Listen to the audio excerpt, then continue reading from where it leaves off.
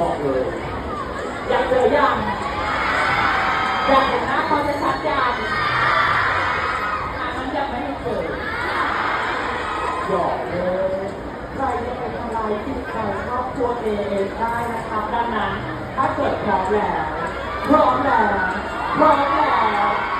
ขอเสียงปรี๊ดดังต้อนรับพี่จอมพี่ทำงาน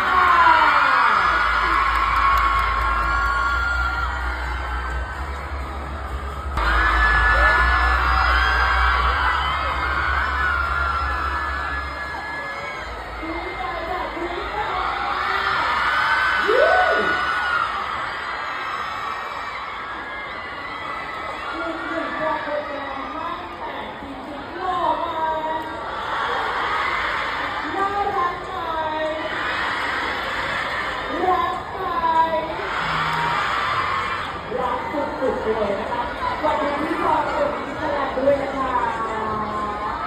ก่อนอื่นเซฮายที่เดี๋ยวออดี